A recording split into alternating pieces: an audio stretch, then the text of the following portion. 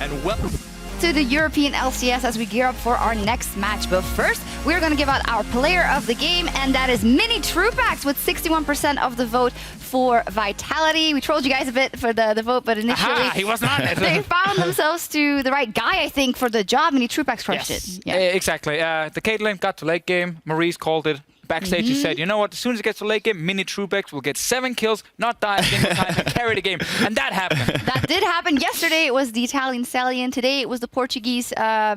God. Let's think about that one, but fantastic.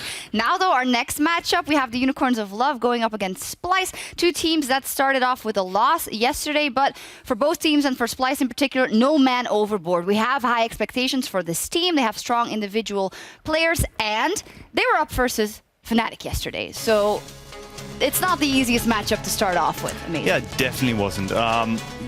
Especially Nisqy struggled a lot under the pressure of Caps, who now apparently is one of the best laners, as like I think Fabvin talked about and Perks talked about. So you kind of have to expect him to have a couple of nerfs coming in and everything like that. So this probably going to be different for today. But their early game definitely has to be a bit different. They have to be more crisp, and they have to expect more ganks coming in. I mean, that's very true. There's definitely some things to work on early on. I do like the fact that late game, even as a completely new team, they seem to be on the same page when they were punishing It was Fnatic. close. It was pretty close late It game. ended up being fairly close. Like, whenever there was a call to go 4 to 5 man to one lane and catch Reckless or another Fnatic member, they all did it instantly. So in that way, they kind of looked already in sync, which is very important for a completely new roster. The best losing game you probably can expect if you go up versus a Fnatic that is that strong. As you said, Nisqy, not a good day. Today, he's up versus Exileh. We know that Exileh has had his troubles in the past. So what do you guys are expecting of this matchup? Is this going to heavily skew whatever happens in that mid lane the rest of the game? Yeah, it will definitely do. The thing is, between Nisqy and Exileh, like Nisqy, he's kind of a defensive laner. He's gonna be on the back foot where he's gonna get his farm and he's gonna try as hard as possible to have an impact for his team. Whereas Exileh is gonna be the one that's gonna be in your face, try to aggress, try to get leads through that. And if Splyce has gotten better over the day at countering aggression and answering it properly, I think this mid lane matchup is going to be really interesting. Well, we'll see. The Unicorns of Love, they ended the split, or they came into the split rather, with some new additions to the team. They didn't have the best start versus Giants yesterday with a loss. But as we say, it's also a project. Hylissang and Vizicsacsi are no longer there. We have new elements, and it's the project Sheepy. We need to see how that will shape up. So what did we see yesterday? We did get to see a little change in how they wanted to approach the game, or at least the draft, compared to other teams. Like, they were first picking Evelynn, which was a bit of a surprise for most of us. And I think Evelynn can be really strong, but that one was kind of strange and didn't really help them in the rest of the draft. And then in-game, it felt like a team that didn't really have much of a game plan to follow. Maybe the draft was even too difficult for them to execute. So I think Sheepy will change that. Well, you mentioned that first pick Evelynn for Kold, obviously up versus Xerxe, and they switched teams. These are kind of the two junglers up against their ex-teams, so they will have something to prove. I also heard that Kold was very, very anxious to get on the Rift and do good things versus his ex-team, and that will be the case for both of them. Amazing. Yeah, that's always the case. When you're up against your old team, and we already talked about it in Vitality Giants matchup, that you have to prove yourself. And I think Kold, because I don't quite know about the backstory behind this him leaving Splyce and everything like that, but I reckon that he's going to come in extra excited and he's going to try as hard as possible to just actually look better than yesterday. He kind of looked forced almost in a way, where Xerxe, he had his game flow, he farmed for the late game, which is something he's already done before, and looked a bit more in comfort than Kold did. We talked about the mid laners earlier and how important that matchup can be. I think adding the junglers onto that matchup is key, because with Exileh, typically a game plan for teams is to say, well, let's just go mid and gank him, because he's playing aggressive all the time. That is something we could see from Splyce in this game here. And suddenly that means, you know, Xerxe needs to move his attention towards mid lane. Kold might have to defend Exileh, and that can be an issue. So I'm actually hoping for the 2v2s around mid. And not just the two mid laners fighting each other. All right, we're still waiting for a minute for the players to get set up. Let's talk about some other lane matchups. Odoamne is someone we talked a lot about in Splyce. The question of, will it be the Odoamne that's kind of worked for the team as he has so many years? Will it be a different style? I don't think we could read too much into yesterday. And he's up versus WhiteKnight, who had a rough start, we gotta say. So how do we feel that's gonna go? Yeah, I think yesterday is kind of hard to transition to today because I think Odoamne has always historically struggled against SOAS for some reason, and that matchup is The mind games. Yeah, I don't know what's happening there, but he's not really great at answering almost seemingly uncontrolled aggression. So when something happens that he doesn't quite expect, he's not really good at answering that. But I think versus WhiteKnight, he's going to be more in a position because he should be the better and more experienced player, and he should be in a position where he's going to answer that kind of weird solo queue aggression a bit easier. And I think he's definitely going to look less shaky than yesterday, and WhiteKnight has to take it to him and be more clean in his execution because the dive that they had yesterday against Rune, basically forcing kind of a weird 2v1 that misfired, I think that's not going to happen today, and WhiteKnight has to just and will clean up his play. Well, you mentioned aggression a lot in relation to the Unicorns of Love because that is the idea we've had of them for so many years. However, yesterday it was different. So what exactly was unlike the Unicorn style? Well, funny enough, we actually sat here and we introduced, the viewers to the new Unicorns of Love lineup, and we were discussing if they will play the same way that we used to see last year. And I at least felt like it would be a lot different because Hylissang and Vizicsacsi are no longer there, and those were two of the players kind of forcing this aggressive play style, with Totoro, who's a much more defensive support, with WhiteKnight, who's by no means an all-in crazy aggression top laner like Vizicsacsi.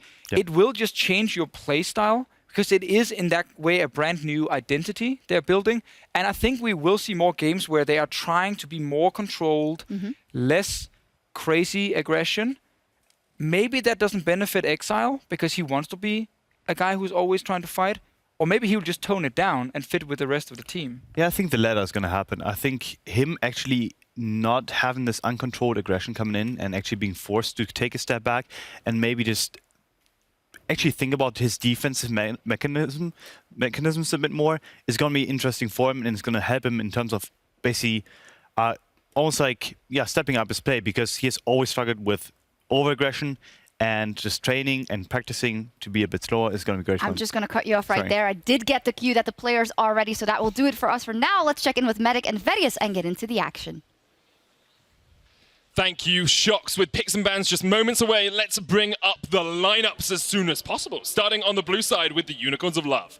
In the top lane for them, it is WhiteKnight. Their jungler is Kold. Mid lane is Exileh, AD carry Samux, support Totoro, and their coach Sheepy.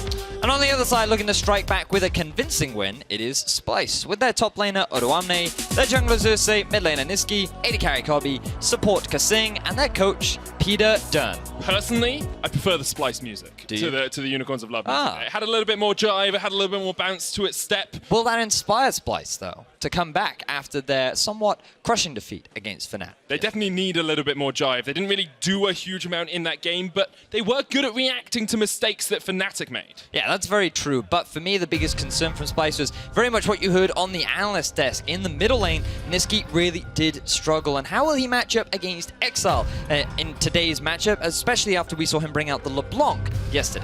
I think a lot of people would say it's a slightly easier matchup than playing into Teenage Faker. You know, Caps, one of our best mid laners here in Europe. The Unicorns of Love are going to remove Kha'Zix from the game to start us off here. And Splyce will get rid of the Evelyn, which was first picked by UOL yesterday. Yeah, remember that Kold and WhiteKnight, the gank in the top lane against Giants, looked good. Just a slight misplay from the side of WhiteKnight resulted in the gank failing.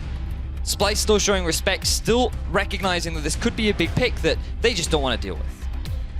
And a lot of the off-season strength for Splyce did come from their ability to analyze the game and to draft well. Peter Dunn joining them as a coach has really elevated their macro sense and their analytical sense. One would expect. One would expect. Based on what many have said about Peter Dunn, a lot of respect has been shown towards his understanding of the game, but it is another thing of knowing about the game and then being able to teach it to his players. And we'll see how things progress as this game plays out. Remember, both these teams currently at 0-1 and looking to get their first win on the board.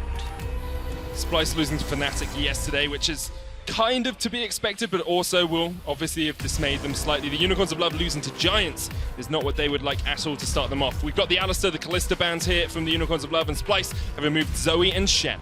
Now, yesterday, Unicorns prioritized a very early Evelyn, and as we've already identified, that has been taken off the board. Sejuani and Jarvan are both strong junglers that are free to play, but instead, Unicorns are looking to get their comfort for Exileh in the middle lane. Along with the junglers, we've seen a lot of mid lane focus, and Ryze seems to be the go-to pick for many mid laners in Europe, and Azir is often the common answer. We saw it earlier today.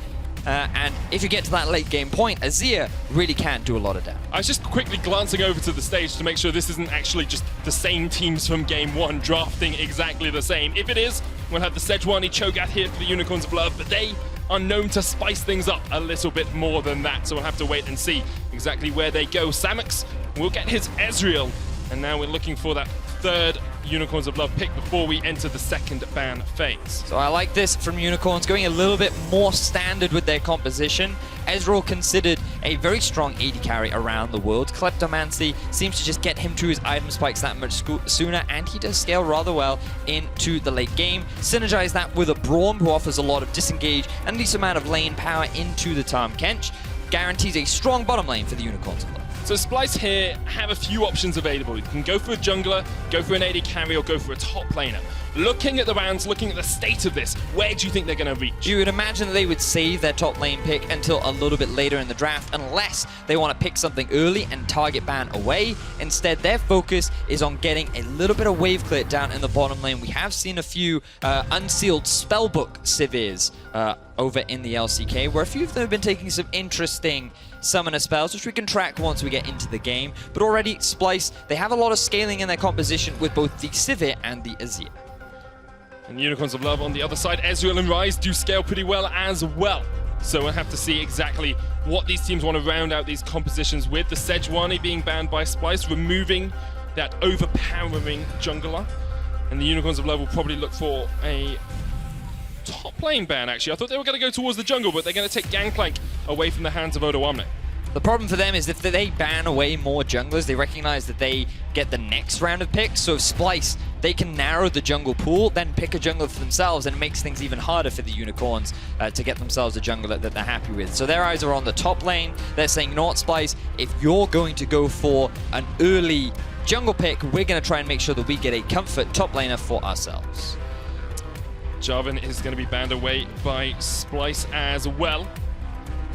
We'll have to wait and see exactly where Unicorns of Love go with their next ban as well. Sorry, apologies, of course, for the slight inaccuracy on the screen there. We've got it fixed. Excellent, we're back into picks and bans.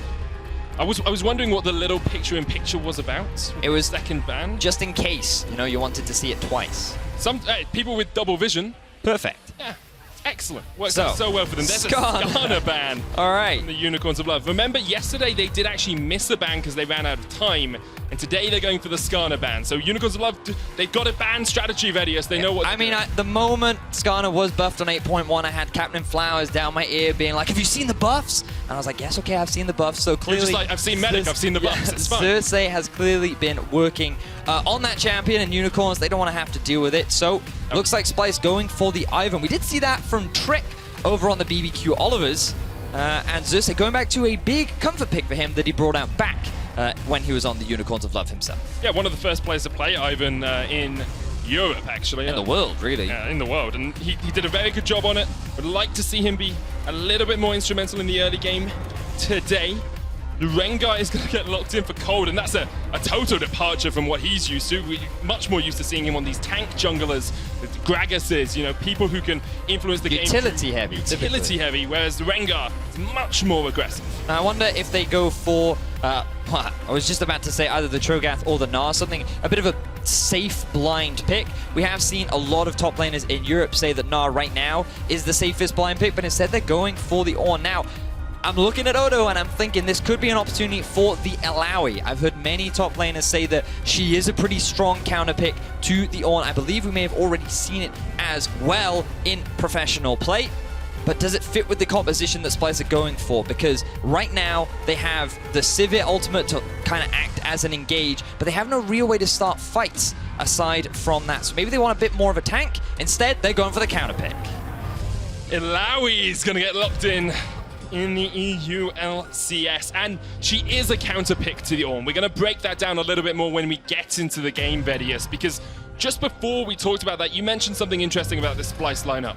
I don't see the full engage. I don't see how they're actually going to be able to catch the Unicorns of Love. Well, what they do have is a lot of late game damage, that's for sure. And they all, along with a lot of wave clear. This is something very similarly to what we saw from the Vitality roster. The key difference between the Sivir and the Caitlyn is that range differential. Sivir does have the spell shield to help keep herself alive, but in team fights, she does so much AoE damage. So in those late game fights, it's something that you have to show a lot of respect for.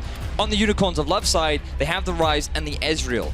You really need to be active around the mid game towards those big item spikes. And as we saw in the last game, if you let the Ryze get too much into the late game, he just can't output the same kind of damage that the Azir can. And the range difference makes it so difficult for Ryze to really get onto those backline carry threats. So a bit of a timer on this Unicorns of Love composition. They're going to look to try and force a lot in the early to mid game.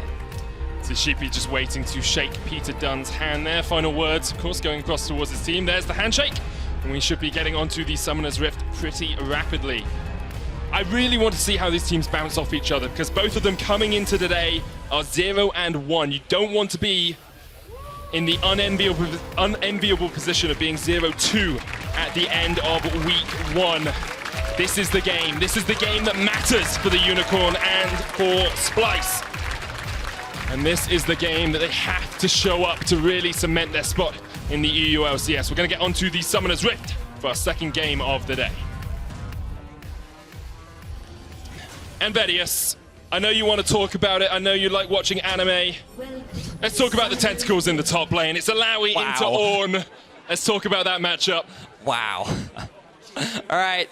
Illaoi into Ornn. Many pros consider Illaoi to be a good counter pick into the Ornn, largely because, number one, she trades extremely well against the Ornn. The percentage max health damage on her W is really effective against these tanks that often do build a lot of early magic damage. In the side lane, she has a lot of threat, and typically she just does well into tanks. We saw her in the past as an answer to things like the Cho'Gath, and Ornn is very similar. You'll also know that she is running the Kleptomancy rune as well. It's very easy to proc it because you can also get it from her Test of Fate, the E. Every time you hit onto that little ghost, you'll be able to proc and you'll get a lot of early gold. And once you get those big items, you'll see how Ornn starts to struggle in that 1v1. But if Illaoi does fall behind, her value in the later game can often weaken. She has a lot of damage, but she doesn't have a huge amount of utility. It can often be difficult to get into these fights. But fortunately, by also going for the Inspiration Tree, you have that extra cooldown reduction on things like your Flash, which means it's more readily available to jump into the thick of things and start smashing all of your opponents. Odoamne smash in the top lane. We'll have to see if WhiteKnight can deal with him. Yesterday, he did not have the best of performances. WhiteKnight struggled. We talked about that early gank where WhiteKnight had the misplay that didn't allow Kold to get the kill. But we have actually seen Ornn sometimes getting a favorable matchup where we wouldn't always expect it. It seems a couple of Ornns beat out Nars earlier in the week as well. So this is where we want to put a lot of our focus in the early game. Just watch as Odoamne tries to harass down WhiteKnight. Mid lane, probably going to be pretty much the same as we've seen across the course of a lot of the games in the EU LCS. You can see Nisqy, he has been able to get a bit of an early push. This time around, he's the one in the Azir matchup. He was the one struggling against Capses yesterday. And in the bottom lane, you're seeing a lot of push coming out from the Sivir, very much what you'd expect against the Ezreal, but he too is running the Kleptomancy rune, which means that he's going to generate a lot of gold, and once he gets what you would expect to be an early Trinity Force, we did see a slight variation yesterday, he just has a lot more early trading power. He's going to hit that spike a little bit sooner than Kobbe, and that's when they can start to look to try and force a couple of fights. See, Exileh dodging around Nisqy's plays pretty well here. Have to remember that Exileh was one of the premier Ryze players for a long time here in Europe. Fell off a little bit, you know, middle of last split, start of last split. Quite a lot of last split. It wasn't the best year for Exileh in 2017. However, he showed some promising things on LeBlanc, and then he ended up dying to a roam from Ruin. We will be keeping an eye on how he does. He has started off with the Ignite, and you can already see how far forward he's playing in the lane. A couple of deep wards from Kold in the top side have given him a bit more information to allow him to play like this. So we do see Xerxe heading towards the bot side of the map. That we do, and bringing my eyes towards that bot side as well. Kobbe has taken the Unsealed Spellbook on this Sivir, so we need to track what some of the spells he's using. We've seen AD carries in LCK switch to an early teleport to get back into the lane. We've seen them go exhaust in the late game to stop something like a Rengar, just one-shotting them later on. You have quite a lot of options. I also like seeing inspiration on champions like Tahm Kench do run the cleanse, can be surprisingly effective. Now Xerxe just helping Nisqy in the mid as Kold makes his way over there as well. Early Cloud Drake likely not going to be the highest of priority for either team. Our eyes on Kold as he postures around the mid lane. It's great to see Exileh back on his most played champion. Does have a tendency to step a little bit too far forward in the mid lane. If I recall correctly, he had the highest forward percentage of any mid laner last split. I'm sure my stats team will tell me if I'm incorrect there. Just very often he would push forward in the lane and get caught out. And it actually looks like Kold is holding the lane here for him as he teleports back in with the Unsealed Spellbook. Now Vedius, it's a pretty slow early game. We're about 4.5 minutes in. Nothing much has happened. The junglers have been, teasing out opportunities. Typically what you'd haven't expect. found anything. Yeah, well, not in my solo queue games. Level 1 invades, let's go. But what are we expecting to see? Where is the real point of the map that we need to be focusing down on and we need to be watching as this game develops? Well, I mean, as we talked about in the draft, the onus is a bit on the Unicorns of Love to try and make some proactive plays around the mid-game where you have things like the Ryze ultimate, the Rengar ultimate, once Samux has hit that early spike of what you would expect to be the Trinity Force, but some have varied in terms of the randomization. And you have the Ornn engage, which is on a relatively low cooldown, and you can use it to just start a lot of fights. Whereas for Splyce, they're much more geared towards the late game. You have things like Xerxe on the Ivern. You're also looking at the Azir and the Sivir, who do a lot of late game damage the longer the game progresses. So for them, it's just very much about farming, scaling, just biding their time, and not needing to be hyper aggressive in this early portion of the map. I don't like that answer, Vedius. I'm sorry, but right now, a lot of the meta is very much towards scaling and teamfighting later on. Aside from teams like Vitality, we haven't seen a huge amount of early playmaking compositions because there's so much risk associated with them, and if you don't properly execute, there's just a big gamble that your whole early game can end in disaster, very similarly to what we saw from the Unicorns of Love composition yesterday. So if you're confident in your ability, it can certainly work out. But do you really want to take that risk, especially in a best-of-1 format? Not at the moment, especially since a lot of these teams are still working out how to work together. Entirely new rosters in some of our LCS teams. Here we've got one member surviving on Splyce, a couple of members surviving on the Unicorns of Love. There's a lot of change going on at the moment in the EU LCS, and teams are working out exactly what playstyle they want to bring to Summoner's Rift. Unicorns of Love especially. We're still wondering exactly how they're going to play as a team. Are they still going to be the group up in mid and fight sort of team that we saw from the Unicorns across the last few years, or are they going to have to adapt? Are they going to have to change as things develop? Yeah, it was an interesting discussion that Amazing and Deficio had with regards to the Unicorns about whether Hylissang and Vizicachi were the main core reason behind that kind of playstyle, or whether or not it was Sheepy in the direction that he liked to play the game and how he coached his team. Because so far, especially with the first game that the Unicorns showed, they really weren't that very focused on let's group mid, let's force a lot of team fights. They tried to play this 1-3-1 style, which was obviously very difficult to execute. And this time round, I'd still say that they can force a lot of fights with their composition, and it can very much be revolved around the mid-game, but again, it's very much about trying to make things happen around the mid-game once they've gotten themselves a couple of items. Started to see these ultimates being hit for the Unicorns of Love members, and you can see they're moving around the map a little bit more. Kold's going in, trying to steal away this red buff from Xerxe. XR moved up here as well. Totoro's all the way up here from the bottom lane. Daisy's going to join the fight. It's a 2v2. And Daisy and red buff are winning right now. Jungle creeps 1, champion 0. Xerxe didn't get the full channel off there, and Daisy is going to die. So Unicorns of Love have invested a lot of time into this, but they will be able to steal away the red buff. They retain their honor, not losing to the jungle creeps. Kold able to get a successful steal off, but Samux forced to play a little more defensively, still doing very well on the farm though. You can see already gotten himself that tier. Track what he decides to buy as he goes back next. He's got a full inventory. How can he buy anything? It's full. I imagine he'll sell some stuff. That's one of the other advantages of Kleptomancy, is because you get so much free items, you just keep selling it. And it looks like he is going to go for that early sheen. He's gone for a full free build as well. Klepto, magical footwear, and the biscuits as well. Just getting as many free things as possible. It's like me when I used to go to like university open days. You just get all the pens and all the mugs, bits of pizza, lanyards that you never use again and find in 10 years. Why would you just take pizza from a university viewer? Because if they have pizza, I'm going to eat the pizza then. Fair enough. Why would you deny pizza? We're not all deviants and cut it with scissors, okay? Some of us like normally cut slices of pizza. That's fair. I understand that. And Kold, his main focus right now is Raptors. He's not interested in pizza. He wants to try and deny as much farm away from Xerxe as possible. One of the big things about Ivern is he's actually not that great at stopping counter jungling. He doesn't trade effectively during the well, at any point in the game, really, especially against the Rengar. And often you can just walk in and take his camps away, especially if he hasn't been able to put his passive down. So that's what Kold is trying to take advantage of right now, but Xerxe still doing rather well, maintaining in terms of levels, has now hit that level 6 as Kold makes that level 7 mark. Yet to see any kind of first blood action yet.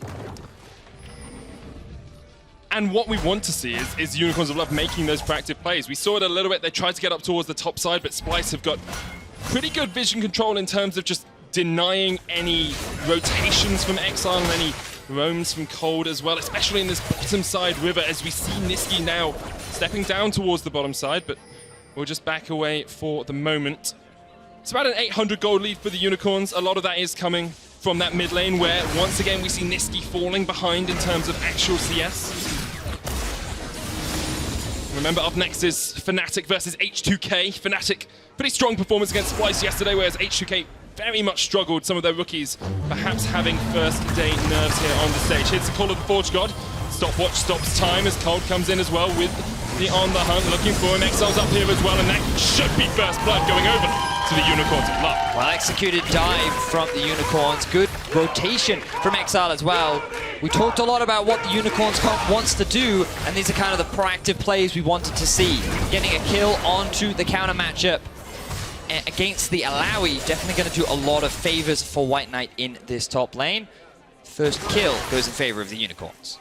Good stuff from the Unicorns. It's exactly what we wanted to see from them. Splyce trying to answer in the bottom side. They have Daisy. This would be 5 members of the Splyce lineup diving if they went for it, but instead they will just retreat for the time being. With all the summoners up for the Unicorns bot lane, you don't really want to go too aggressive on that. Yeah, Splyce wanted to try and make something happen down towards the bot side after what happened up in the top lane. Unfortunately, they weren't quite fast enough on the play, which means that Unicorns of Love are the team that walked away with the early kill. So here you can see Zhonya's used early to then flash later on. At this point, Oda thinks I'm fine, but unfortunately he doesn't throw his Q out to get a bit of lifesteal along with the other tentacles, and therefore with the damage from Kold and Exileh, they're able to do enough damage and get themselves that early kill. And then they go for the Rift Herald as well afterwards. This is what we wanted to see from the Unicorns. Yesterday, too passive, didn't make plays, really struggled because perhaps their draft didn't let them play as the team they wanted to be. Today, a little bit more conventional in the draft, still a few oddballs thrown in there in the form of the Rengar. But now we're starting to see the Unicorns really come alive. Now the Black Cleaver is done for Odoamne, you should start to see him being a little more aggressive towards WhiteKnight, but he's done a great job of holding his own in what should be a rather difficult matchup for him. Things naturally will get much harder as the game progresses, but we'll keep an eye on how these two hold up against each other. WhiteKnight definitely off to a better start than what he was able to do yesterday. It's exactly what he'll want. Splyce, on the other hand, seem to be content to scale up. They didn't really get that bot lane play that they wanted, but still, you've now got teleport on Kobbe, so he can teleport back to the lane whenever he wants to. He's ahead in farm. Mid lane's pretty even, although Nisqy struggled a little bit. But we have these late game juggernauts. We have this late game power from Splyce. And at the moment, they seem satisfied to wait for the later portion of this match. Nisqy taking a lot of damage there from Exileh. That was strong from Exileh. Didn't expect him to continue with that dive, but doing a great job. Samux forced back as well. Rift held Kold in the mid lane because Totoro is here once again. And having such a safe AD carry just opens up your support to do things like this and help get these towers. Yeah, and one of the players we were looking at coming into today was Nisqy.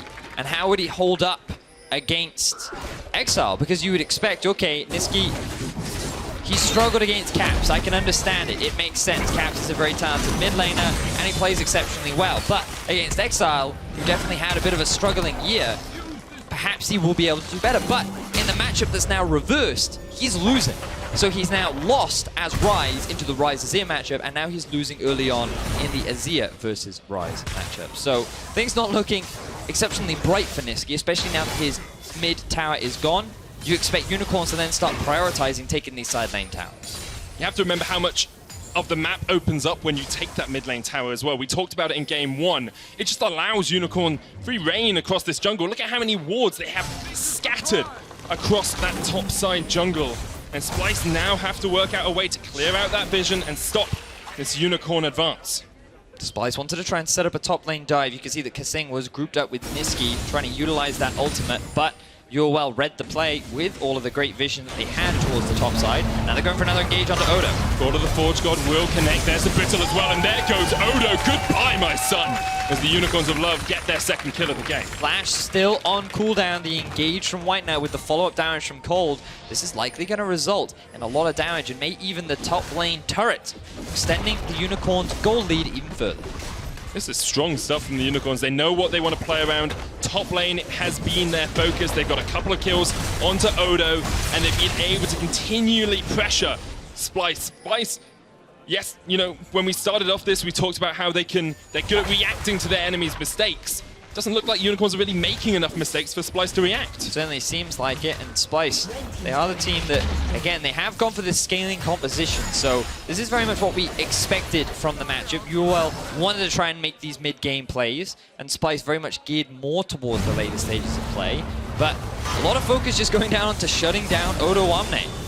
He did struggle yesterday against Soaz, even dying in the 1 versus 1, and this time a lot of jungle attention is being thrown at him. And while he is maintaining a decent CS lead, he is 0-2. Not what you want to have when you're in a matchup you should be dominant in. Of course, WhiteKnight has had a lot of help, so let's not be disingenuous to Odoamne. It's been 1v2, 1v3 a lot of the time. Certainly has been very hard to react to, but Splyce haven't done stuff on the other side of the map when Odoamne is being dived. Exileh, so much pressure in this mid lane now as well. Almost gets the second mid tower at the 15-minute mark. So steps forward here. The teleport's coming in behind. Odo wants to make something happen. Kobbe on the chase, on the hunt.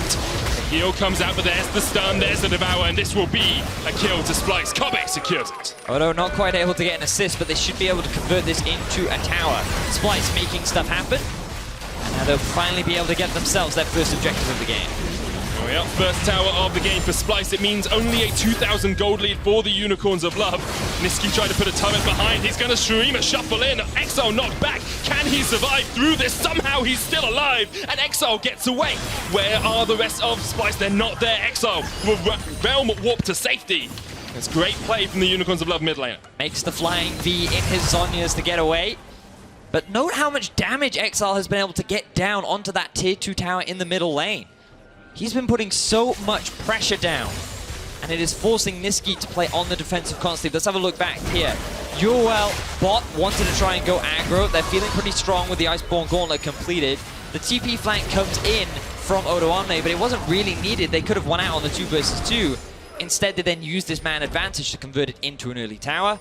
And they started to close the gold gap just a bit, but still 2,000 in the favor of the Unicorns. Splyce capitalizing on a mistake once again. Unicorns overextended, they go in, Splyce get a kill, and they get a turret for themselves. Now, next on the agenda seems to be this top side of the map. Both the bot lanes have moved up towards the top, and Samux and Totoro will be able to keep safe for the time being. I'm wondering what Totoro is going to do here, because once again, he seems to be roaming around with Kold a lot more than he's staying in lane with Samux.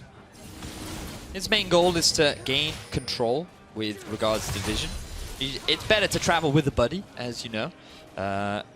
Much safer to do so, especially if you have to face check some dangerous brushes.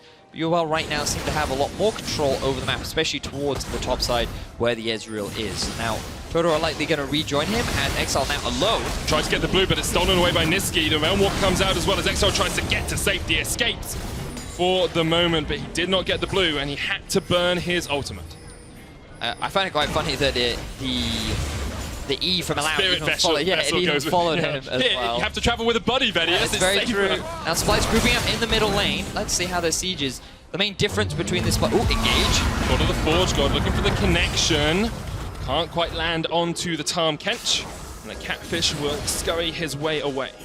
Now, with the Vitality composition that they had, it was the Caitlyn Azir, whereas now with Splyce, you have the Sivir Azir. Now, while the wave clear is still very good, the siege is a little weaker, largely because you don't have the traps that you can take advantage of, and the range of a Sivir is that much shorter, which means you have to get a little bit closer to the turret, which is always riskier.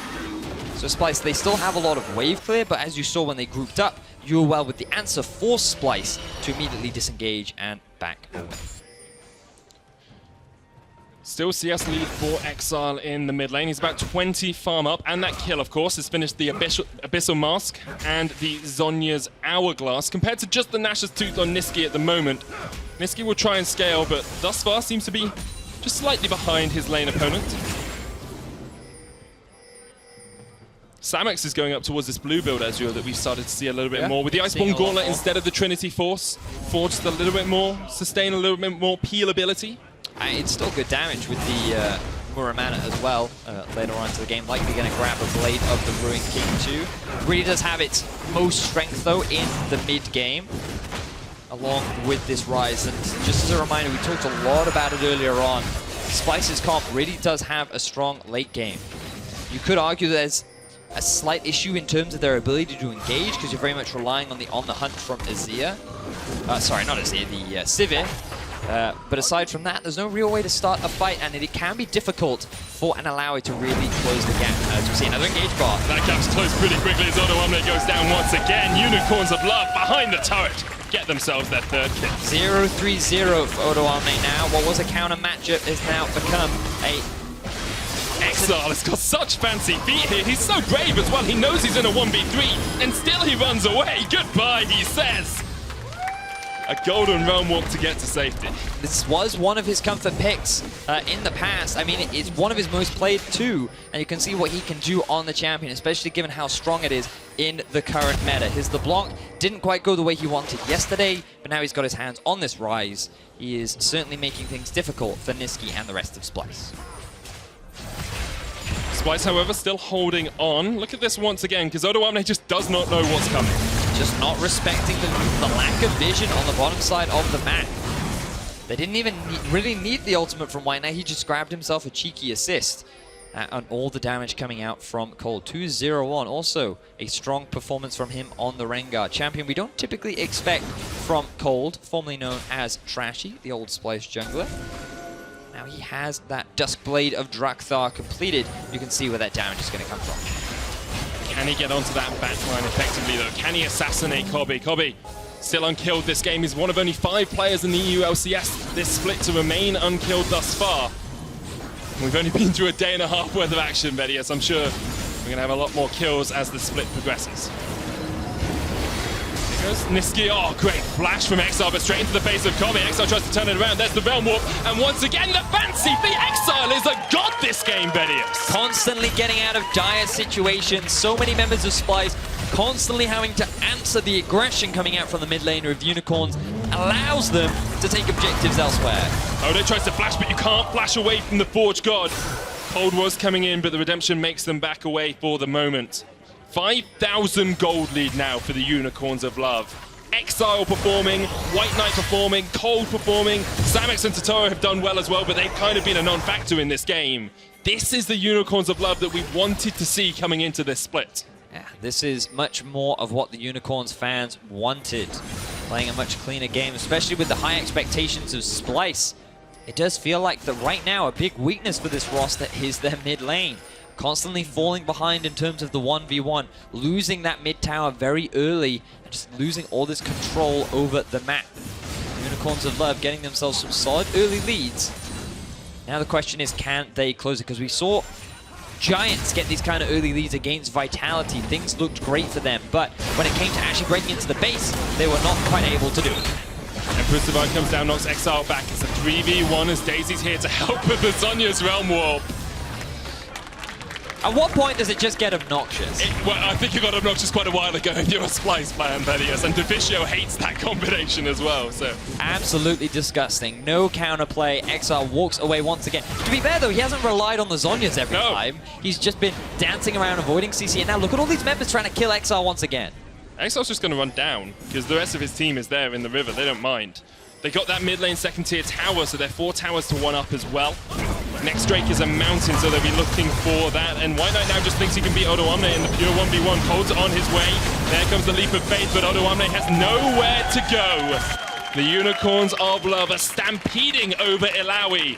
And now Xerxe has to try and defend his tower. Every single kill has been put onto Odo, and Splyce have not been able to support him in any way or find any really answers to this mid-game aggression coming out from the Unicorns of Love. Looking exceptionally good for them, playing this 1-3-1 style and slowly getting deeper and deeper into the Splyce half of the map.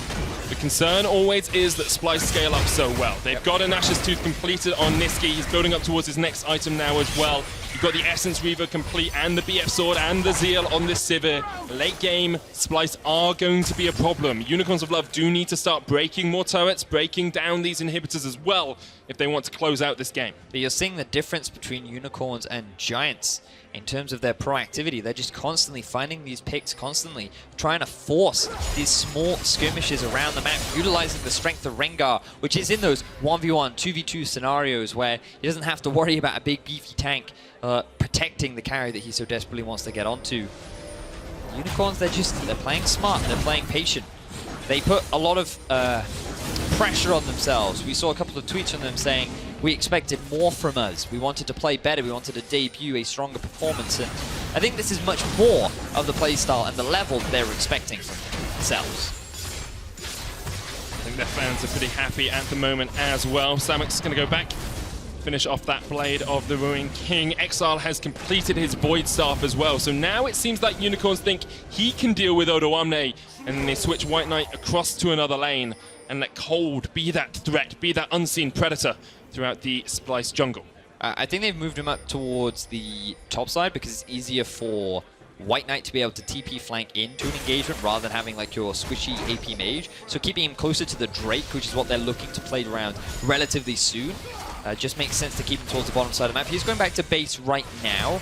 Could swap out that TP for a slightly more aggressive summoner spell if he wants. Instead, it looks like he's going to hold on to it and still going to add a few extra items. No control ward in his inventory though. Shame on you, Exileh. You really need that Aptome right now. It's more damage, man. It's true. More damage is always good. But control, vision, information. They seem to have enough information at the moment because Splyce are pushed so far back. That's true.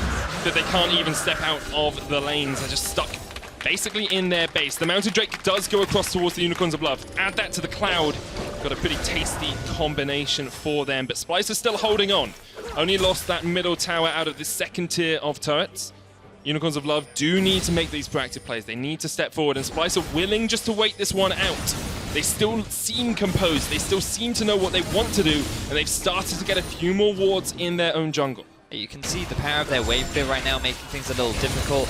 We'll see if Unicorns will utilize the power of the Ryze ult to make a quick transition from one lane to another. They're currently playing on all 3 lanes and pushing up deep towards Splyce's half of the map. Baron could be a potential, but there's always the risk of Splyce finding a successful fight around that area. And remember, grouping up in a choke point is definitely what Odoamne would love to have for his ultimate, the amount of damage that he has available in his current build. There's a 2-level advantage for Kold if that smite fight does erupt. But here's the Realm Warp flank that we talked about, the Call of the Forge God as well. They're going for kaSing, the knock-up up towards the side. Odoamne, they're going into a choke point here, and Odoamne might use the ult. Kobbe has to flash the wall, as does Odo. Splyce disengage without losing any members, but they do burn a lot of summoners. Splyce a little bit too split up to really go for the flight. kaSing, though, going in for the flank on the 2 members of the Unicorns in mid. Samux and Totoro not in the best of spots, but Samux with the arcane shift in the flash. Totoro now looking for the stand beside me. Samux step forward towards him. Help out your support, man. He does. Kold with the flank. Exileh there as well. Samux so low, almost takes down. The autos come out, and Kobbe gets the kill. And now Splyce are going to look for this turret. They'll push through the mid lane with the Daisy, with the rest of their squad. They can continue this pressure because Odoamne still has that ultimate. Are the Unicorns of Love going to do much here? Exileh is stopping the wave in its tracks, but Splyce have Daisy, and they are going to get their 3rd turret of the game. This is the decisiveness that we saw from Splyce against Fnatic yesterday. UOL made a slight mistake in that engagement, in that after they tried to force the fight, they then split up. Samux and Totoro stuck around in the middle lane a little bit too long, while Kold and Exileh were heading towards the Drake. Splyce saw this opportunity and immediately pounced on it. To try and force the fight, get themselves a couple of kills, and get themselves 2 quick and easy turns. And once again, we come back to the question, Vedius, can the Unicorns close out the game? Can they do what Giants failed to do? Or are they going to struggle as Splyce's wave cleave is just too strong? Liandry's complete on Nisqy now as well. Infinity Edge, Static Shiv on Kobbe. You've got a 3-item Sivir that you have to deal with now, who's still got a stopwatch, Vedius, who can still cease time for a moment and keep himself alive in a fight. And Odo is just continuing to build damage. He's 0, 4, and 1 right now. But in these team fights, he will still be a big factor. If UOL group up, the amount of damage that he can throw out is monstrous, and WhiteKnight still has to show a lot of respect towards him in the side lane, because he does have a lot of kill potential, assuming that he knows where the enemy jungler is, of course. Once again, Unicorns of Love pushing in the lanes. Splyce trying to rectify this situation by pushing back themselves, but kaSing and Xerxe will realize they can't really deal with this. Glacial Fissure doesn't connect, the Call of the Portugal is going to come in, knocks up 3, there's the redemption as well. Unicorns of Love goes so aggressive, but so much damage comes out from Odo, and immediately Splyce can turn this one around, he's on the chase. He cannot quite make that final connection, but he's not done yet. WhiteKnight has to try and get away because kaSing has come in with an Abyssal Voyage, and WhiteKnight might be going to meet his maker. He's going to a river with some concrete shoes. WhiteKnight is dead, and Splyce pick up 2. And this is exactly what we were talking about with regards to Odo. You cannot afford to underestimate his damage. Splyce were grouped up as a 5-man unit. UOL tried to force the engage. They couldn't catch any members out, and Splyce are able to get the turnaround. We talked about scaling. We talked about could Unicorns of Love close out the game, but now Splyce are on the Baron, and Unicorns are in a dire situation. Baron down to 4,000. Kold looking for it. Has the flash. He's going to jump in. He sealed it! Say hello, Unicorns! Kold gets the steal, and Unicorns are right back in this game. Our second steal of the European LCS, first with Maxlaw and now with Kold. He goes to the flash, he uses the brush from Xerxe to get the leap, and is able to steal that away. You mentioned the level differential earlier on Medic, and now we saw it come into fruition as Unicorns secure themselves the Baron. Great stuff from Kold. That's why you bring in a man like Kold. That's why you have him as a future leader for your team, because he does things like that. That's exactly what Unicorns of Love needed, as they had lost out in the last couple of fights to Splyce. Let's have another look at this, Vedius. So you can see the brush that Xerxe is using there. Kold jumps into it, gets the leap, the smite. More than enough damage to be able to steal that one away. He sacrifices his life, but the gains are so valuable, because if Splyce had secured this objective, it would have meant so much in terms of stalling, buying time, getting closer to that late game point where they will outscale this Unicorns draft. But by having it now, Unicorns have the potential to set up for the siege once again, try and break into the base of Splyce, and use the advantage that they still have before Splyce go full late game. It was so close as well. I just looked at the numbers. Baron had 750 HP. Xerxe Smite did 760. So if he had smoked at the exact moment, Kold wouldn't have been able to steal that away. Great stuff from the Unicorns of Love, though, to keep themselves in this game. Now, maybe they'll be slightly more tentative. Maybe they'll realize they can't take every single fight, because the last couple have not gone in their favor. But Exileh is level 18 on this Ryze, and he has performed admirably thus far this game. Can he continue to be a stalwart for the Unicorns of Love? 4 members sent up top from Splyce just to try and deal with Exileh. Has left this mid lane exposed, but wait for Sivir. This is the power that she does have, and this is the same sort of struggle that Giants were in early on in the day against Vitality. Now we see Exileh keeping 2 members up in the top side. Odoamne now finally hitting level 16, his ultimate now at max rank. Definitely a scary situation for the Unicorns to be in if they find themselves in a full 5v5 and a small choke point for all those tentacles to hit all those members. And we're getting to that point that we talked about all the way from picks and bans. Splyce are at these 3 or 4 item hyper carry, late game carries. Sivir's there with the Essence Reaver, the Infinity Edge, the Lord Dominic's Regards, and the Static Shiv. Nisqy's on his way, Liandry's Void Staff just completed as well. And then you have the protection from Xerxe with the Locket of the Iron Solari, with the base of the mountain, with the Redemption. You've got so much protection for your carries that I think Unicorns of Love are going to struggle to break through to this base. They're looking down towards the bottom side, but Odoamne had already abandoned it. There was no minion wave there, so they don't really get any more damage down on towards that tower. Unicorns still hold on to a healthy gold lead, but as we've seen when playing against an Azir especially, the gold can mean very little if he has 3 to 4 items and is still able to have a big damage impact. 3 to 5 tower advantage favor going towards the Unicorns. A couple of extra items have been completed, especially that Samux Ezreal. You can see 4 items now done for him, but a 4-item Sivir as well. You're thinking, in these big team fights, that Sivir is going to hurt. Ricochet does a lot of work when you get to these later game team fights. Second Cloud Drake of the game for the Unicorns of Love to add that to the mountain. And it's Elder Drake up next. Perhaps that's their win condition. Perhaps they get that and they look for a fight. Perhaps they're waiting for the next Baron, because at the moment they just can't quite crack away into the Splyce base.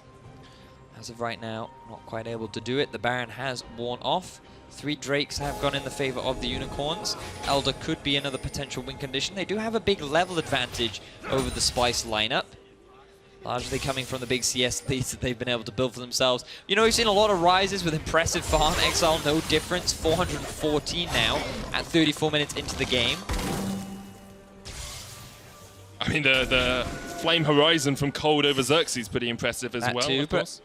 Xerxe, of course, playing the Ivern doesn't quite have the same jungle clear. Well, I mean, never mind. That's a silly statement. Doesn't quite get as many CS usually throughout the game. Medic. The numbers don't add up in Ivan's favor most of the time. He doesn't even need it because you build such cheap items on Ivern a lot of the time. He is going for Locket and Redemption. Also gotten himself the face of the mountain. Whenever that additional shielding too. Whenever anyone says Face of the Mountain, all I can think of is like Lord of the Rings and the Hobbit. So I think of Mount Rushmore. Of the mountain. I think of Mount Rushmore. Oh, so that's probably more dignified than mine. I'm much more into my Mine's just more literal. World. I'm expecting presidents to show up when you shield someone. Just try to imagine how that would exactly work. Just like one of their faces imposed on the person that you steal it from. But Unicorns of Love are trying to steal a turret down here in the bottom lane. Odoamne is not going to get stunned up by the concussive blows. Great damage onto Kobbe though. And the Unicorns of Love with a 5-man stack did get some damage down on towards the tower. Unable to break it down just quite yet, but the deconstruction has begun. As Splyce have to retreat. Kobbe and Odoamne. Well, Odoamne is the one that's gone back. Kobbe's gone towards the mid lane to try and clear things up.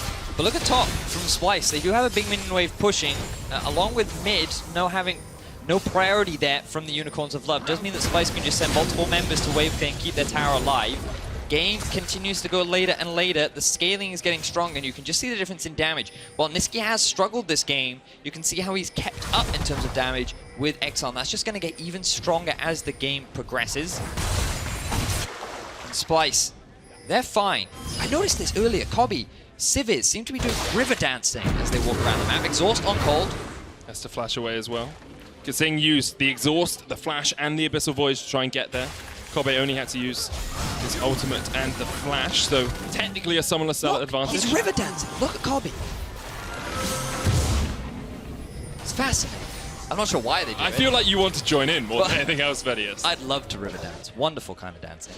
The first time I ever saw a river dance, it was a concert hall. I was sitting near the back, I was quite short, and I couldn't see the feet. So I was just looking at the heads of people, just like, this isn't bobbing impressive. Just people doing this the entire time, their heads just bouncing up and down. Not impressive at all. You can't see the feet. That's very true. The sound must have been good, though. Yes, lots of tapping. How are they doing this? Wow, just with the bobbing of their heads. Unicorns of Love seems to be setting up vision around the Baron for the time being. It's 37 minutes in, Vedius. They have a 6,000 gold lead and those 3 dragons under their belt. And the battle for vision begins, the classic Baron dance. Splyce are more than happy to take a fight at this point in the game. Well, I'm sure Nisqy would love to have his death cap completed. He still has more than enough damage to have an impact in these later game fights. Exileh is full build, so on the bright side for Splyce, he can't do any more damage than he currently does. In the last few fights, he hasn't actually seemed to be impacting it that much. We talked about how Ryze falls off as you get later into the game. He's drawing a lot of pressure. He's not really killing anyone. He's only got 1 kill through the entire game. It can often be difficult given his fairly short range to really get onto the backline threats, and with an Illaoi in front of his face, it could be even harder for him, so he's just got to smash through the front line and see how far he can get. He is sitting off on a side lane right now. He will be able to get a decent amount of turret damage, but keep an eye on kaSing's ulti. Can they get the collapse? As the Abyssal Voyage, instead he's just going to run towards it. Exileh, this is the time you need to get those dancing shoes on. Or not, because you can just do that. Exileh gets away, draws pressure towards him, and the Baron has been started by the Unicorns of Love. Splyce trying to react to it. Xerxe has the root caller. He is 3 levels down, though, and the Unicorns of Love are going to disengage this one. They decide they don't want it just quite yet. They clear out Daisy. The Unicorns of Love do bring pressure back towards that Baron. But Splyce have mid-priority, and they've got the bot lane pushing in their favor. Top should start to push as well. Exileh moving back towards top lane. Remember, he doesn't have the teleport, and Splyce are grouping up mid. Going to put down Shurima's legacy as well as that turret forms itself. Splyce trying to get here with the Call of the Forge God. The Unbreakable comes out as well to stop the damage in, and there's Odoamne as well. Has the Leap of Faith. Is he going to use it? No. Spirit Vessel back onto Totoro. Gets forced back as well, but still Exileh is in the top lane here, guys. You see it in your picture-in-picture. He gets a turret down, and he's looking for the inhibitor as well. Splyce with 4 members are going to push forward here, and the Unicorns of Love might have to sacrifice at least the tower. Splyce not done yet. There's the inhibitor fallen in that top lane. Unicorns of Love need to force them back, because otherwise it's just an even trade. The Glacial Fissure, the knock-up onto kaSing. He's going to get taken low here by the Unicorns of Love, but Splyce have turned this one back around. Odoamne still fighting Exileh in the base of Splyce. Here comes the engagement Kold from the side, on the hunt. The jump out from Nisqy, and Splyce will disengage, but Exileh's on the Nexus tower. Splyce, what are you doing? You're losing your base because Exileh is just doing work throughout it all now. Splyce might look for the re-engage on towards Kold. Xerxe flashes in. WhiteKnight's off towards the side. Another Call of the Forge Goddess once again. They pray to their lucky stars and they've called out Kobbe. Exileh's coming back. Splyce in a 4v5 still. Odoamne in the base. Splyce turning it back around on towards WhiteKnight. And WhiteKnight just about surviving for the time being. Has to flash and get away. And Splyce survive the fight. They get an inhibitor, but they do lose top inhib as well. Nobody dies in that extended exchange between Splyce and the Unicorns of Love. Top inhib goes down in the favor of the Unicorns. Mid inhib goes down in the favor of Splyce. But now Splyce have their eyes on the Baron. Unicorns of Love are on their way to match it. A little bit too late, perhaps. Exileh has the Realm Warp if they want to join it up. 4,000, 3,000 Kold's going in. Doesn't steal it. And Splyce have secured it. But now the Unicorns of Love are going to try and get this ball rolling as they jump on towards this Splyce lineup. So many members down to half HP. Exileh flashes in. He's looking for this. The Call of the Forge got the Realm Warp out. The knock up onto 2. Splyce have to run for the wings because the Unicorns of Love are not done yet. Samux in that front line. It's actually just the Spirit Vessel, and the Unicorns don't get anything once again. Xerxe will eventually get devoured and get out. And somehow Splyce get the Baron and get out scot-free. How is nobody dying? I don't know, Vedius! Oh, but this is so good for Splyce, finally walking away with the Baron. You see how much damage they're able to exert in these late game fights, but Unicorns, they're still fighting extremely well, being very patient, not hard committing. I thought Exileh flashing in could have been their downfall, but here's Odo, he has his own. He's got ult and flashing, he can sense it, he can feel it. He's going to get some damage down on towards Exileh, flashes in for him as well. Here comes the damage on the Elder Dragon, it goes. Unicorns of Love get it, and Odo's dead. And now the Unicorns of Love can bring down the Call of the Forge Goddess to try and knock back Splyce. Kold will fall, but the Unicorns of Love get out. They lose a man, but they get the Elder Dragon. Odo traded for Kold. Kold did his job though, secured that objective for his team. And Unicorns, they don't walk away with nothing. What a tense set of exchanges between these two rosters. These late game fights so close. Who came out on top in that trade, Vedius? It went on for so long. It's so hard to call because it was inhib for inhib in the end, and then Baron for Elder Drake. I mean, you would imagine that Splyce, given the comp that they have, would be the ones that came out on top because now sieging becomes a little bit easier. But let's take a look back at this fight. Odo, his focus was just on killing Exileh rather than jumping into the fray. Look at how long it takes him before he uses his ulti, right? He doesn't even throw it out. Exileh's able to walk away thanks to the help from WhiteKnight, and rather than committing to the pit and helping his team secure the dragon, his eyes were set on trying to get down that carry, because I suppose if Exileh's dead, then one of the big pain points for Splyce in this split-pushing Ryze is taken out of the equation, and then taking the rest of the base becomes another matter. There's been so much action in the last few minutes. I'm surprised the scoreline still reads 5-6. Kobbe still unkilled, of course, one of 5 players in the EU LCS to maintain that record. And now he has a 6-item Sivir, going for the Death Stance instead of Boots. This is the point that we've talked about so much, Vedius. This is the point where Splyce are truly online. You've got full carries on either side. You've got the Ardent Censer on the Ivern. You've got a Knight's Vow on kaSing to keep your carries alive. And this is where we expect to see Splyce being able to hold on just that little bit. Unicorns of Love need to find a little bit of magic if they're to be able to win this game. This is actually one of the rare occasions where we've gotten so late into the game. You see the Ornn. Oh, hang on. Engage onto Odo. There's Redemption as well. He pops up the Leap of Faith, and look at the damage that's going to come up. A double knock-up. Odo's devoured, and kaSing will get him out. Exileh actually gets the kill, and now Exile's trying to run up towards the top side. He will be able to escape as well, and Unicorns of Love find their little bit of magic. They found their fancy feet, and they found themselves a kill. Odoamne going down means a lot for the Unicorns of Love. They now have a numbers advantage. Elder Drake means that they're going to be doing a decent amount of damage, and now they're setting up for the siege on the mid-tier 3. Daisy's there as well, so it ends up being a 5v5 once again, and the Unicorns just can't quite crack into that base. They don't really have tower shredders, they don't really have objective takers. Ezreal and Ryze aren't really known for their ability to siege incredibly effectively and take down towers incredibly quickly. Got a bit of poke, of course, with the Ezreal, and they will be able to take a tower in the bottom lane. 7,000 gold lead for the Unicorns of Love as we enter the 45th minute of this game. They're looking for the mid-tower as well. Call of the Forge God. Knockup is going to connect onto 3 members of Splyce. WhiteKnight's been on point with those this game. The Ram has been hitting home, and they will take down the... Not quite the inhibitor tower. He plays so far forward, so dangerously. He was right in front of the entire lineup of Splyce just to try and kill out Nisqy. He comes very close, but then immediately has to disengage. Tower does go down. Does end up going down. Unicorns playing these late game fights very well, but Odo, his 6th death of the game. He has all of the deaths for Splyce. To be fair, Unicorns have invested a lot of resources into him, but the fact that he died in front of that turret, you have to question the decision-making, the setup there. How did that situation end up arising? I mean, how many times do you have to die before you go on turret? Let's be honest. Wow. Like, after 4 or 5 deaths in lane, I'd be pretty frustrated with the way the game was going. You would imagine that as an experienced player, a very experienced player, especially given that he has been to Worlds and has that kind of prestige surrounding him, he is considered one of the best top laners in Europe.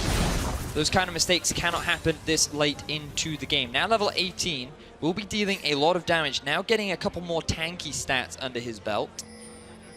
But yeah, just to go back to something that we didn't get to touch on, look at some of the upgraded items that you have now on the Unicorns of Love. Ornn's passive allows you to get these additional extra items that cost a bit of gold but do enhance these items and are only really valuable in the late stages of the game. But you spend just a couple extra, like 1,000 gold around that area, and you have an improved death cap, you have an improved Locket of the Iron Solari, and these can make the difference, or at least give you a slight advantage in the late game. Yeah, usually just small upgrades to the items as well. Probably just about cost effective, but it does give you, if you're getting to that 6-item site, is that little bit of extra bonus that you do get. As you say, the Rabadon's Death Crown has been completed on Exile, and you've got the Circlet of the Iron Solari on towards Totoro. I would pretend that I knew those names off by heart, but I just looked them up on Google. Samux just sold his Iceborne and has decided to buy the upgraded Trinity Force. Any idea what it's called, Vedius? I want to call the Super Trinity Force. Trinity Fusion! Ah. Some people took a long time to come up with that name, so I'm going to use it. That's fair. That's very fair. So all these upgraded items now are going to add an extra bit of value. But again, you still look at this Splyce comp and you think, that late game damage is terrifying. But the big issue we've seen for them is their inability to really force these successful fights. Their lack of engage is starting to hurt them. They're always relying on Unicorns to start the fight, to then turn it around, use this Tahm Kench flank, maybe get an Odoamne flank. But aside from that, things have been challenging for the Splyce roster to find these successful engages. Was a concern we had probably about the 20-minute mark. We were talking about whether Unicorns would be able to close out the game. And although they played incredibly well, and although Exile's almost 150 farm ahead of Nisqy, and although they dominated the early game, Unicorns of Love are struggling to close this one out. 2 open inhibitors that they can try and take down. They have an open mid of their own. Baron is about to spawn as well. 3 seconds on that, as you can see. And they have vision around it. They've got good red side vision if they want to try and catch out Splyce. But once again, we see Exile going into a side lane. Here comes the engage from Splyce. On the hunt pop. They're just looking for the inhibitor here. They don't really need much more. Unicorns of Love have been scattered. Exile's going for an inhibitor of his own, but Splyce should be able to back away here. They get the inhibitor. Kold still has a flank off Odoamne. Will be able to get back to base as well. Can they get the collapse? Exile gets it. Tahm Kench ultimate as well. Cut to over there in a second. Odo doesn't want a hard commit just yet. Exileh going for the next inhibitor. He's got Realm Warp and Zonya, so he's being on the Baron. a little bit spicy once again, trying to damage Odo, dodging out the Tentacles match. Exileh is on form today as he closes onto Odoamne, doing some more damage. Here's kaSing as well. Baron started, Splyce trying to react. Xerxe looking for the steal. He pops Daisy into the pit to see if he can get a little bit of vision. Nisqy off towards the side as well, going to do a lot of damage here. Here's the call of the Forge God. The knockup hits onto him, but the smite comes down and Xerxe is a gun as he steals it away. And now Splyce looking for a bit of a fight as they chase on towards Samux, who jumped the wall. There's a blast cone there as well. WhiteKnight realizes he needs to flash, and Exileh is still off in a separate lane, but Splyce able to steal away the Baron. The decision making from Unicorns was good. Have Exileh draw pressure away from the main roster to split up the Splyce team and then force the Baron, rush it down. The only thing that could have gone wrong was a smite steal from Xerxe, and he returns the favor to Kold. He lost the Baron earlier, he secures it this time round. Now Splyce are the ones with the Baron buff, but can they end the game? Because this is getting so late and neither team has shown any real control. So let's see. Flash here, the knockup is good, but a bit of burst damage, maybe even an early smite there coming out from Kold, allows Xerxe to get the steal, and then the TPN from Odo, along with kaSing arriving as well, allows them to chase off Unicorns. No one dies though, 6-6 in kills, the goal does not matter anymore. And here we are, full late game, Splyce with the Baron. Say full late game, this is the longest game we've had thus far in the EU LCS this split. Not an hour and 30 minutes, but... Don't say that. Please don't put that bad juju on me. Obviously, the Jin Air SKT game lasted quite long earlier on. 1,400 CS on a Sivir in that game. It was Teddy doing an incredible job. Don't quite think we're going to hit those numbers yet, but here are some numbers that we are hitting. Good damage from Exileh across the board, but as you can see, Nisqy is answering that. Now Splyce grouped up as 5-man down in the bottom lane, and Exileh is nowhere near this. They get the inhibitor tower. They're looking for an inhibitor as well. Here is Exileh. He joins the fight. Daisy goes in. Samux being caught, but he's going to jump away. The call of the Forge God on towards Splyce. How many knockups is it? It's a couple as they look for the fight. Unicorns of Love on the front foot, but Totoro has to back away from that spirit vessel. And the Unicorns just can't quite find the fight. Kold has used the thrill of the hunt. He's looking for a flank. He's looking for Kobbe. But Splyce still able just to disengage and re-engage the fight at their leisure. Splyce hanging around for quite a while. You have to remember that up in the top lane, super minions are making their way into the base of Splyce, and there is a TP on WhiteKnight. Exileh also has the option to change his summoner spells and could join him. Splyce, they have to make a decision. Do they keep continuing for the Nexus, or do they go back to base? They want Exileh. They're chasing him up towards the top of this, but he still has the Realm Warp and the Zonyas, so Splyce will just retreat back. Their wave was cleared out, it looks like, around their Nexus towers. Oh, but the problem is, Splyce don't actually have minions coming into the lanes anymore, at least in the middle lane, because they're all grouping up to deal with the super minions that are underneath the turret. So Splyce can't continue this siege.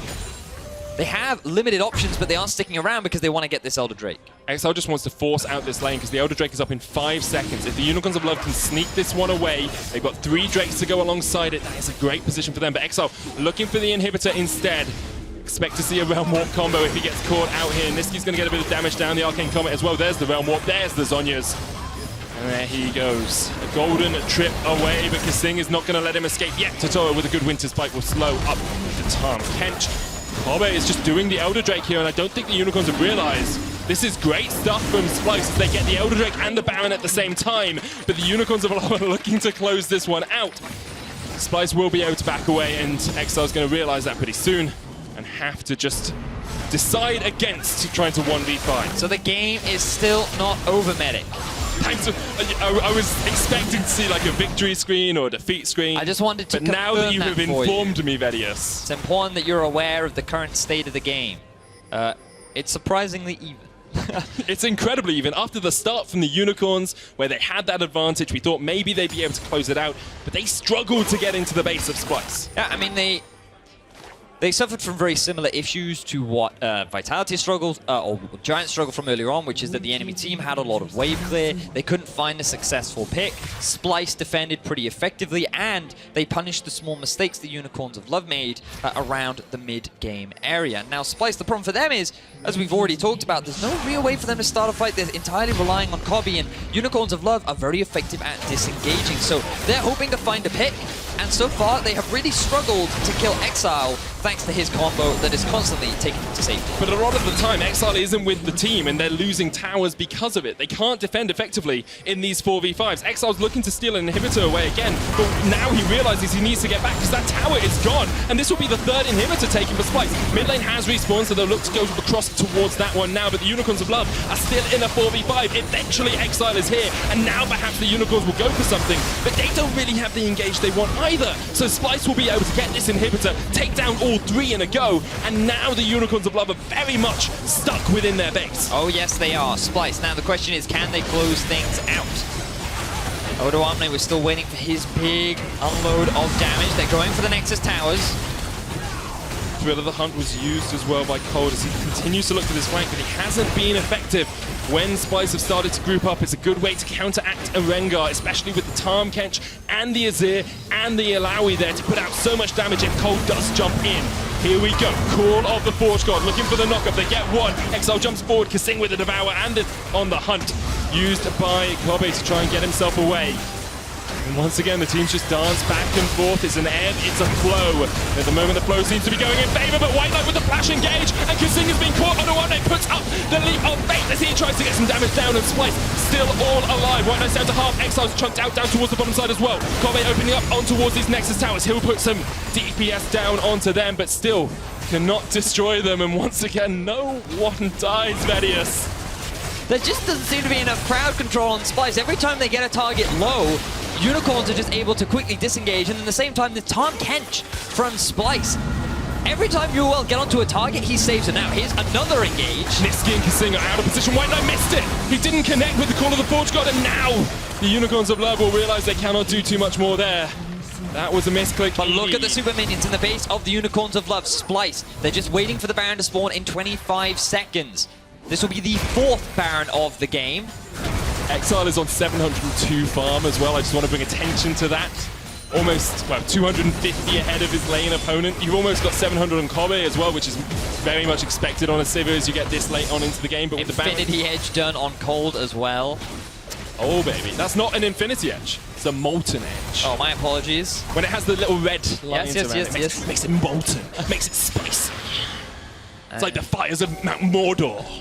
Just burning. It's Mount Doom in Mordor. I know. I'm a Lord of the Rings now. Anyway, Splyce going to go for the Baron here, and there's no reaction at all from the Unicorns of Love. This should be an easy enough Baron for them. True Shot Barrage is going to come out. That's not going to take it away. Splyce, get the Baron. Tick over to 1,000 gold in the game.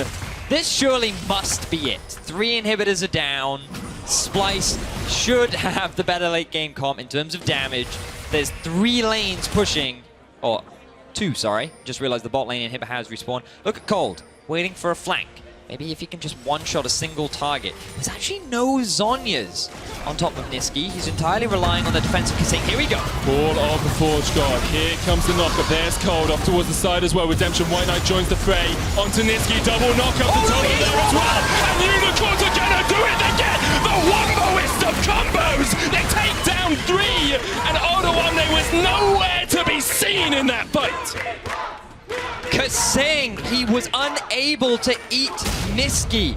The flash is still up, the cleanse is still up. He actually tried to save Odoamne by mistake. Now Odoamne in a 1v3. Get some damage down onto Kold, jumping onto Samux as well. A lot of healing, of course, but Totoro's just waiting for those concussive blows to come back up. Kold still has the GA. So you can see Young Buck saying, when Azir and Sivir are in a losing team, we should have a halftime break of 40 minutes. So I didn't read it before I read it, and so I found it so funny that it interrupted me reading it.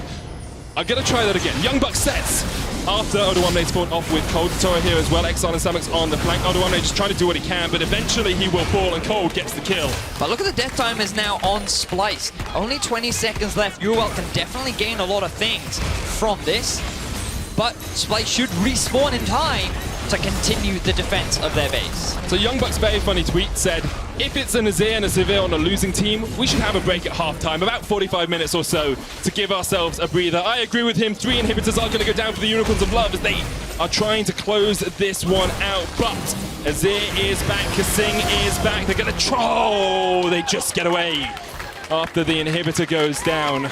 And once again, Exileh strutting his stuff. 3-0-4 on this Ryze. It's been one of the carries this game for the Unicorns of Love. Oh, they're going after Kold. They'll see if they'll try and catch him out, but Invisible Knife Cat is able to run away. Invisible Knife Cat. But with a molten edge. It's true. Now, his Infinity Edge is over 1,000 degrees. It can cut through butter like a knife. I'm sure it can. Maybe even steel beam. So let's have a look at this engage from Kold. His guys are on Nisqy. No Zhonya's here. Keep your eyes on kaSing, right? He wants to gobble up Nisqy, ends up grabbing Xerxe instead. Not the target you want to be saving, but Kobbe ends up dying on the backline too because kaSing can't keep both of them alive. Great engage there from Unicorns of Love. They get 3 inhibs, but they can't quite end the game. Nisqy does 0 damage. Odoamne did 0 damage. Look at the DPS numbers. Kold had such a good flank in that fight as well. Next dragon is the Elder. We might see another one taken down this game. It would be our third, because Splyce do still have wave clear here. But yes, you've got 3 inhibitors down. Yes, you've got double super minions pushing in. But you've only got 1 Nexus tower, and so the Unicorns of Love will be a bit tentative as to how far they can push out. Now, ladies and gentlemen, if you've only just joined us, we're about 2/3 of the way through this game. Splyce have successfully stalled out against the Unicorns of Love, who did have a fantastic early game lead, but just similarly to what we saw earlier in the day between Giants and Vitality, Unicorns failed to break into the base of Splyce and really capitalize on the lead they had. But Exileh, consistently throughout this game, has been drawing split push pressure. And even when Splyce have had a couple of favorable fights and have gone to those big item spikes, they haven't been able to successfully find those confident engages due to the pressure that Exileh's had drawn on the side lane, but also the limited amount of engage in their composition. So now we're at a point in the game where we're just waiting for one misstep from either team. We've seen that fantastic late game fight from the Unicorns of Love, but now that Splyce are forced into their base, it's going to be harder for Unicorns to find that. And I can't imagine kaSing going to make the similar kind of mistake that he made in the last exchange. Also, Nisqy should buy Zhonya's. Yes, he should. Yes, he should, Vedius. Banner of Command has been finished on kaSing here to try and help push out the side lanes. Yet to see any ZZ Rots, but I'm sure at some point soon we will start seeing them picked up. Splyce going to be able to defend around these inhibitors for the moment. And with no big objectives on the map, Splyce don't really mind if they're pinged back to their base, because they know they can try and push out and fight for that next major objective, which will be the Elder Dragon in just 1 minute and 20 seconds. As Vedius says, in about 45 minutes or so when this game is complete, Fnatic will play up against H2K. Fnatic continuing to look like the strongest team in the EU LCS at the moment, whereas H2K yesterday just seemed a little bit nervous. Some of their rookies not having the best performance for their first time on the stage. Oh man, getting very tense. Constant back and forth. Really looking forward to the next fight. As a player, you can really feel the tension when you've been playing this long in the game. You know that one misstep could cost your team the entirety. Just like I'm sure we saw earlier in the day. Don't want to give any spoilers away, but just a small bad decision. And you've got to be feeling the fatigue now. You've been sitting under the lights. You've been playing a back and forth game for such a long time. That pressure starts to mount. Is this the best decision? Is this the correct move? And when you think about how both these teams are actually pretty new rosters, that late game decision making, that one call, it's pretty impressive from both these teams. You have to give credit to whoever's shot calling for both these teams as well. Like, they are doing an incredible job of calling at the right moment, saying when we can be aggressive, when we need to step back. Both teams have been pinned back to just their Nexus towers in the game, and both are still able to make composed decisions. Elder Drake is going to be given to the Unicorns of Love by Splyce. They're not going to fight this one in the same way that the Unicorns didn't fight that last Baron, and you have to think that the Unicorns of Love they'll be raring up for a fight now. This is what they want. They've got the Elder Drake. They've got 3 Drakes underneath their belts as well, so that's buffed up even more. If they can find a fight now, feels like the opportune moment. We have our first ZZ Rot built, by the way. I assume it was Odoamne, but it could have been... Actually, it was probably Kobbe, who just had one, and then sold it. Bought it, placed it, sold it. So that's 2. Now. That's 2, yeah. Yep.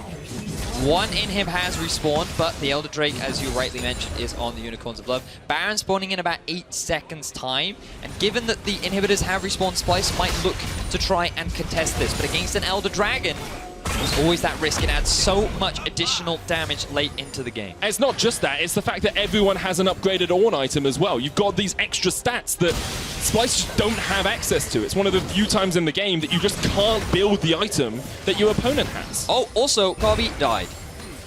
Ruins your stat. Oh, yes. Okay, I thought you meant just now, and I was wondering how on earth I'd missed that. Yes, Kobbe no longer unkilled in the EU LCS. That's a shame for Continuing him. to river dance down the middle lane. And here we go. Baron has been started. Daisy's going to know it's going on, as is Xerxe. Can't even get close, though. They don't want to risk it. They have accepted this is not worth the fight. Let's go and defend our base. And this might be a better situation for Splyce, because if it is Unicorns engaging onto Splyce as a grouped up 5-man unit, perhaps then they can find the successful engage. I just want to say, the last time someone took a Baron in this game, it was Splyce. And you said, this has to be the end. Surely. This has to be the end, Medic. One would Splyce has expect. to win right now. You'd imagine so. Is it the same now? They've got Elder Drake as well. Unicorns will end the game now. It will happen. Here it comes. How long is now? Can I just... Within the next Within the 30 millennia. minutes. Within the next 30 minutes. Well, I'm looking forward to seeing even more action. Let's have a quick look just to make sure we haven't missed any changes in items. I can't see anything obvious as the ZZ rot on kaSing. Full item build on Nisqy. Still no Zhonya's for him, though. And Splyce will just continue to try and defend their 3 inhibitors. No super minions for either team, but the Unicorns of Love are trying to correct that. So I've got to throw in a very quick stat. The longest game in the EU LCS was Roccat versus Origin at 80 minutes and 28 seconds. We are currently 16 minutes away from that time. Splyce, at the very least, they have the potential to set a new record alongside the Unicorns of Love, as their 3rd and final inhibitor is about to drop. Looking for it. Splyce might go for an engage here. The On the Hunt was used. They're going to try and jump onto Samux, but a good Glacial Fissure to disengage, and the Unicorns of Love able to get out scot-free. Exileh was pushing up towards the top side as well, which meant Nisqy had to be there to deal with him. Exileh has been such a pain in the neck of Splyce this game. Such an annoyance most of the time. Oh my word, look at Kold's HP. Yeah. That just disappeared from a single test of faith. And at the moment, you feel it's in Unicorn's favor. But they back away. They have to back away, and that Baron could run out by the time that they get back there. You can see in the top right, a minute 30 left on the buff.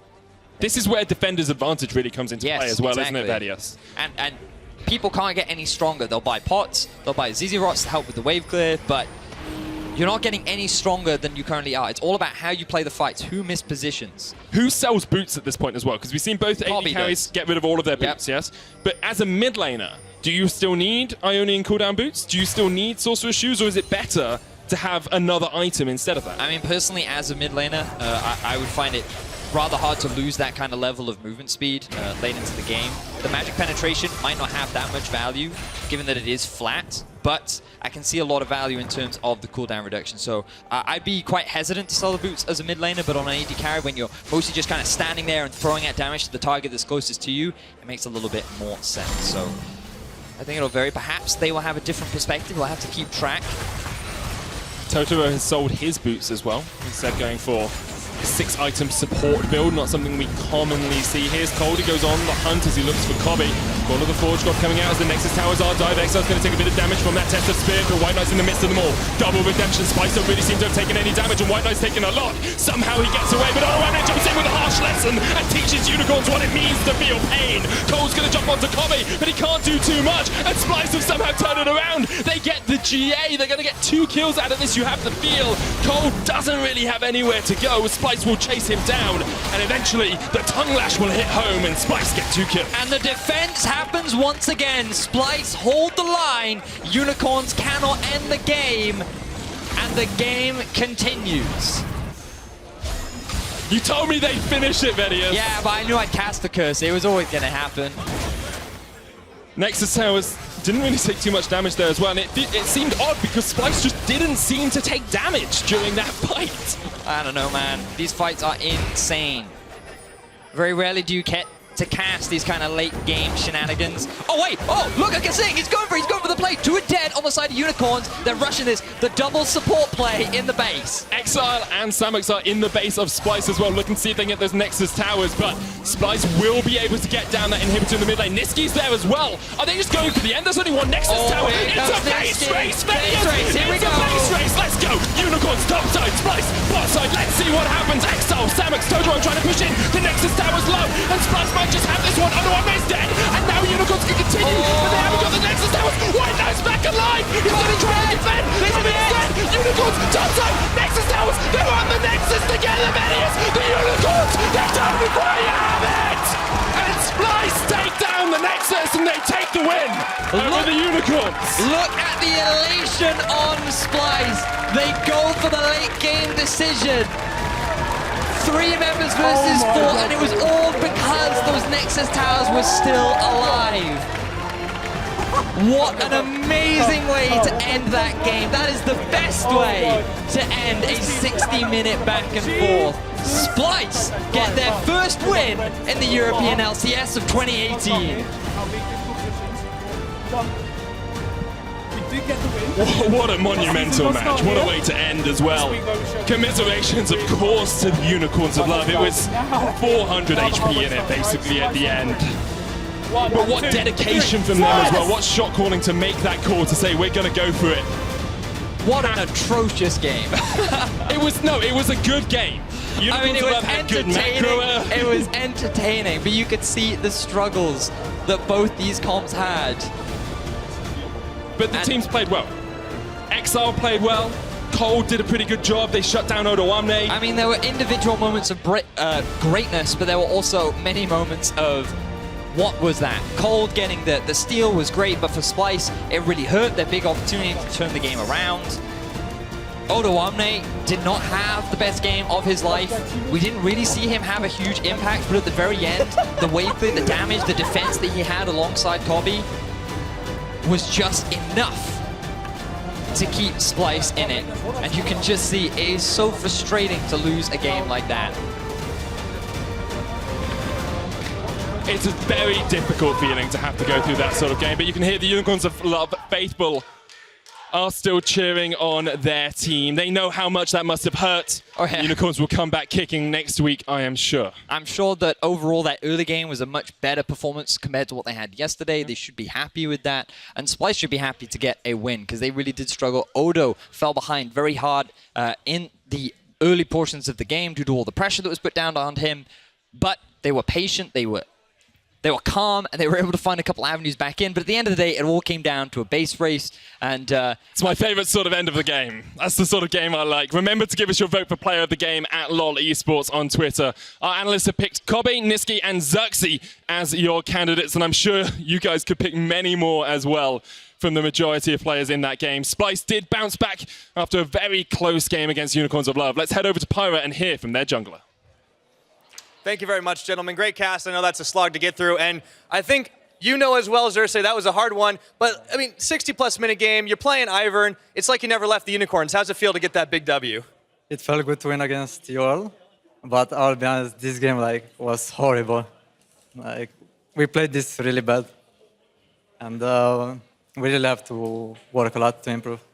Well, at the end of the day, you still managed to pull out the win, and yeah, maybe it wasn't the cleanest victory that we've seen so far in the European LCS, but it's nice to see Splyce starting to live up to that hype. How is it playing on this team versus the only other team you've seen in LCS so far as the Unicorns? It's been great so far. We started slow, and we still have a lot to improve, as you can see. But it's great because nobody has huge ego, and everyone is willing to improve and accept criticism. Oh, it's really nice to hear. And I mean, it seems like you guys really enjoy playing together. I mean, you can't not hug people on the team after the 60-minute game. I can't believe it, man. Like that was just such an incredible performance to just hold on mentally. I mean, how do you keep your head in those like back and forth engages where anyone could end the game? I have no idea, but right now I'm so tired and thirsty. All right, man. I'll go ahead and let you go then. Thank you so much. Congratulations on the win, and I hope to see more of them, maybe a little bit shorter next time. Yeah, sure. All right, well, that's about it for us. But don't go anywhere. In 3.5, Fnatic versus H2K is kicking off, so we'll see you guys right about then. Nisqy trying to put a turret behind. He's going to stream a shuffle in. Exileh knocked back. Can he survive through this? Somehow he's still alive. And Exileh gets away. Kold's on his way. There comes the leap of faith, but Odoamne has nowhere to go. Wants him help out your support man. He does. Kold with the flank. Exileh there as well. Samux so low, almost takes down. The autos come out, and Kobbe gets the kill. He's going to come in, knocks up 3. There's the redemption as well. You've got the love goes so aggressive, but so much damage comes out from Odo. 1,000 Kold looking for it. Has the flash. He's going to jump in. He seals it! Okay. I got it. Get out. Nice one. Hang on. Gage onto Odo. There's redemption as well. He pops up the leap of faith, and look at the damage that's going to come out. But double knock up. Odo's devoured, and kaSing will get him out. Exileh actually gets the kill. Nisqy off towards the side as well. Going to do a lot of damage here. Here's the call of the Forge God. The knock-up hits onto him, but the smack comes down, and Xerxe is a god as he steals it. Nisqy double knock-up.